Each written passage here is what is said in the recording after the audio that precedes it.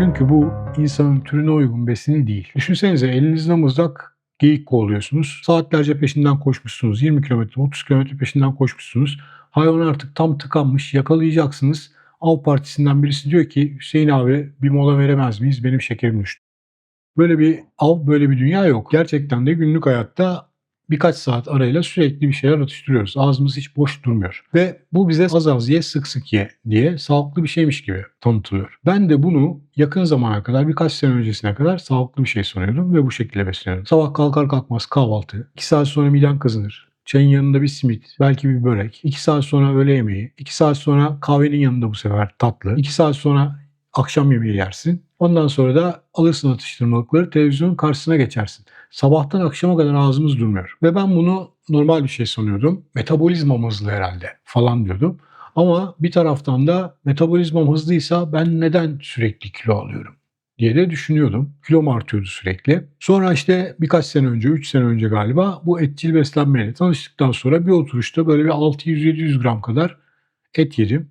Ve fark ettim ki gün boyu acıkmıyorum. O zaman kafama bir şey takıldı. Acaba yanılıyorlar mıydı? Acaba bize bu yedirdikleri şeyler gerçekte besin değil miydi? Eğer bunlar yemekse biz neden bu kadar sık acıkıyorduk? Ve o günden beri de çeşitli şekillerde kendi vücudum üzerinde bir takım deneyler yapıyorum. Onları da bu kanalda paylaşıyorum. Ve giderek son 3 sene zarfında daha da netleşti ki insan türünün beslenmesi bize bu dayattıkları beslenme değil.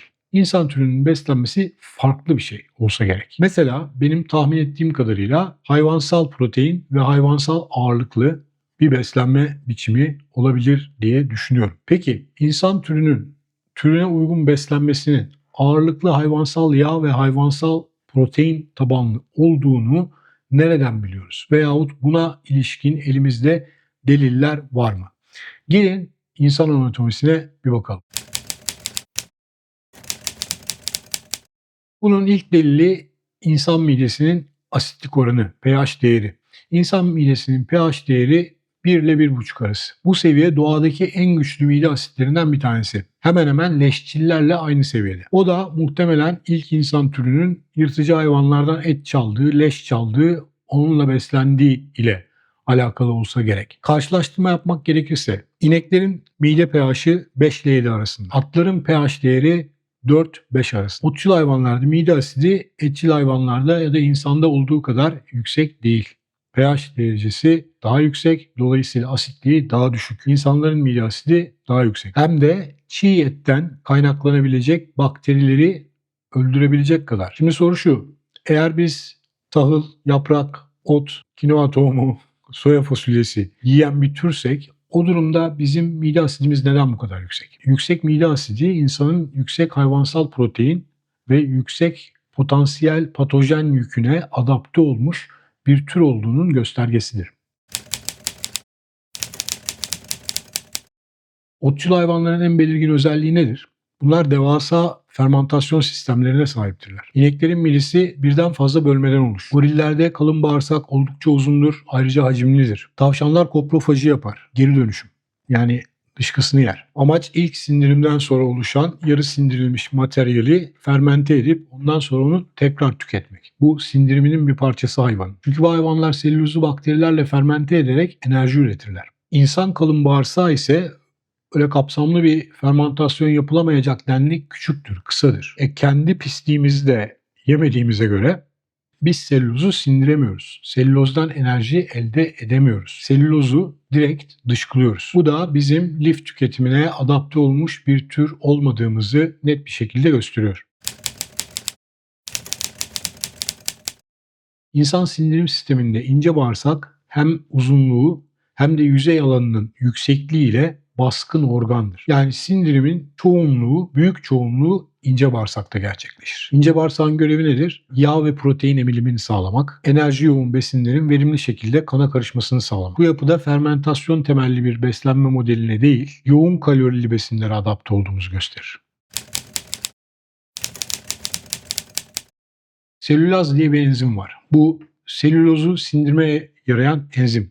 Selüloz, selülazla sindiriliyor. İnsanlarda selülaz enzimi yok. Ayrıca kalın bağırsağımız otçul hayvanlarda olduğu gibi uzun, ya da geniş değil. Fermentasyona müsait değil. Yani selülozu ne enzimle ne de ciddi bir fermentasyonla parçalayabiliyoruz. Yediğimiz lif büyük ölçüde sindirilmeden dışkılanıyor. Zaten doktorların dışkıya hacim katar demesi de o. Eğer ana besin kaynağımız selüloz olsaydı herhalde artık dindarsanız Tanrı, değil mi? Dindar değilseniz bu evrim süreci, doğa 2,7 milyon yılda bize bir selüloz sindirme mekanizması bahşetmiş olurdu diye düşünüyorum. Ama yok. İnsan beyni vücut ağırlığımızın çok küçük bir kısmını oluştursa da enerji tüketimimizin %20'sinden sorumlu. Yani yediğimiz kalorilerin %20'sini beynimiz yakıyor. Doğaya baktığınız zaman diğer hayvanlara, hayvanlar alemine baktığınız zaman bu muazzam bir rakam. O uzaya roketler falan gönderen bu beyin ciddi yakıt yakıyor. Bu kadar enerji talep eden bir organı düşük kaloriyle çalıştıramazsınız. Evrimsel kayıtlara bakıldığında insan türünün Homo erectus'la birlikte beyninin ciddi şekilde arttığı görülüyor. Et yemeye başladığında et yemeğiyle paralel olarak insan beyninde büyüme olmuş. Enerji yoğun besinler yani hayvansal yağ, hayvansal protein olmasaydı insan beyninin bu kadar büyümesi de mümkün olmayacaktı. İnsan beyni için glikoz kullanır derler. Doğrudur. Fakat glikoz insan beyninin tek yakıtı değildir. Etçil beslenenlerde, ketojenik beslenenlerde beyin 3 gün sonra durmuyor. Glikojen depoları boşaldıktan sonra da beynimiz çalışmaya devam edebiliyor. Demek ki beynin tek yakıtı glikoz değil. Kısa bir süre karbonhidrat tüketilmediğinde vücut keton cisimcikleri üretmeye başlıyor. Bu keton cisimcikleri de beyin tarafından yakıt olarak kullanılabiliyor. Beynin çok küçük bir kısmı sadece karbonhidratla beslenebiliyor. O kadarcık karbonhidratı da vücudun kendisi zaten yapabiliyor.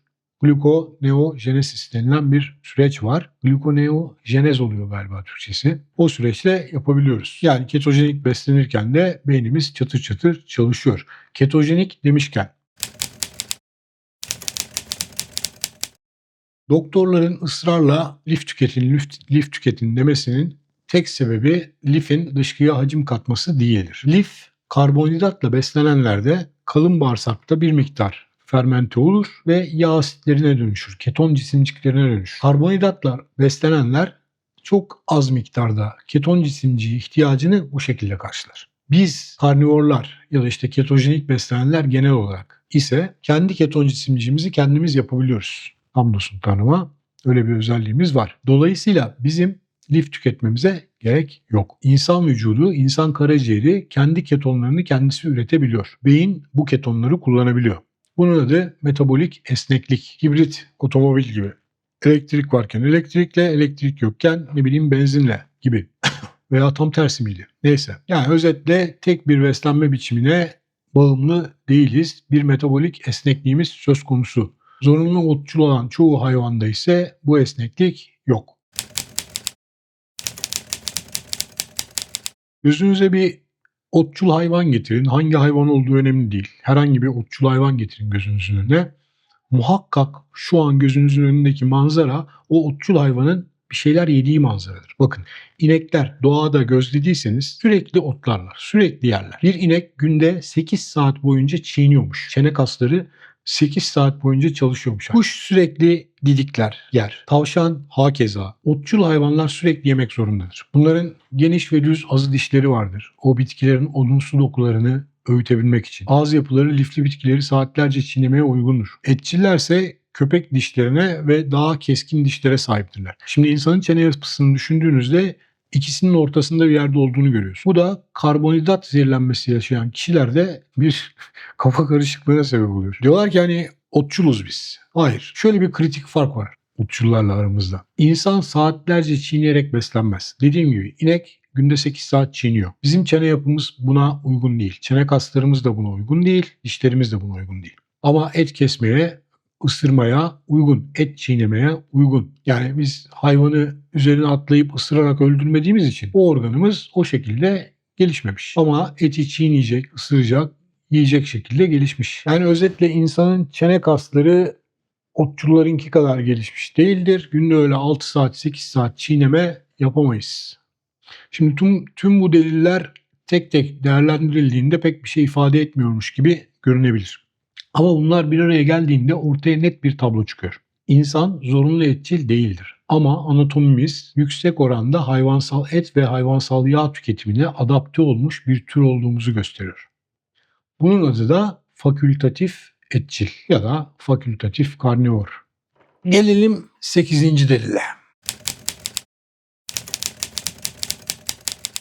Yırtıcı hayvanların gözü önde olur. Hedefe kilitlenir, avını bulur, avıyla aradaki mesafeyi hesaplar, derinlik algısı vardır yırtıcıda. Otçul hayvanların ise gözleri yanda olur. Hayvan milyon yıl boyu gözü kollaya kollaya gözler arkaya kaymış. Ondan ötürü dalga geçmiyor. Yani sürekli arkasını kolladığı için hayvan gözler kayıyor arkaya doğru. Daha geniş bir görüş alanı oluşturacak şekilde. Yani av ise yanlarda, yırtıcı ise, avcı ise önde. Bir bakın bakalım aynaya, sizin gözleriniz nerede? İnsanın önde bulunan göz yapısı ve gelişmiş derinlik algısı şuna işaret eder. Takip et, pusuya düşür, mesafeyi hesapla, saldır, indir. Bu yırtıcılara özgü bir anatomik özellik. Gelelim son delilimize. İnsan saatlerce hatta günlerce aç kalabilir. Açken de fonksiyonlarını dört dörtlük sürdürebilir. Hatta açken duyularımız daha keskinleşiyor. Kan şekeri belirli sınırlar içerisinde korunuyor. Önce karaciğerde kasların arasında depolamış olduğu glikojeni kullanıyor. Bunlar bittiği zaman kendi keton cisimciklerini üretip o keton cisimciklerinden beslenmeye başlıyor. Bu sürekli besin alımına bağımlı olan bir türün beslenme sistemi değil. Otlayan hayvanlar gün boyu yemek zorundadır. Çünkü yedikleri şeyde doğru düz kalori de yoktur, besin de yoktur. Gün boyu yemek zorunda hayvan. Ayrıca bu hayvanların enerji depolama kabiliyetleri de insan kadar gelişmiş değildir. Sürekli beslenmeleri gerekir. İnsan metabolizması ise az sıklıkla ama bir oturuşta yoğun beslenmeye uygundur. Şimdi tablo net. Güçlü mide asidi, küçük kalın bağırsak, baskın ince bağırsak, selülozu sindirememe, beynin yüksek enerji ihtiyacı, ketoz yeteneği, açlığa dayanıklılık, öne bakan gözler. Bir tane daha var, unuttum. Neyse, bu anatomik özelliklerin hiçbirisi otçul beslenmeye bağımlı bir tür olduğumuza işaret etmiyor. İnsan otçul değil, insan zorunlu etçil de değil ama anatomisi itibariyle yüksek oranda hayvansal yağ ve hayvansal protein yemeye adapte olmuş bir tür. Buna da fakültatif etçil adı veriliyor. Yani insan yüksek hayvansal protein ve yüksek hayvansal yağla uzun süre tok kalabilecek şekilde evrilmiş bir canlı. Güvercin gün boyu yer çünkü mecburdur. İnsan gün boyu yemek zorunda değildir. Ama yanlış beslendiğinde doymaz, sürekli acıkır ve sürekli yemek zorunda olduğunu hisseder. Biz gün boyu acıkacak şekilde tasarlanmadık. Gün boyu yemek yiyecek şekilde tasarlanmadık. Enerjiyi düşük yoğunluklu şeylerden gün boyu azar azar atıştırıp kıt kanaat denkleştirecek şekilde tasarlanmadık. İnsan enerjisi yoğun ve besin değeri yüksek şeyler yiyerek uzun süre tok kalacak şekilde evrildi. Sorun irade değil, sorun metabolizma değil, sorun türüne uygun beslenmemek. Bunu kabul etmeden kalori sayarak, irademizle savaşarak bir yere varamayız. Çare etçil beslenme. Evrim evrim deyip duruyoruz da dindarlar kızacak ha. Ya dindarsanız da şöyle söyleyeyim size. Gökten soya fasulyesi inmemiş arkadaşım. Bu melek elinde koçla inmiş. Doğru mu? Ona göre düşünün yani.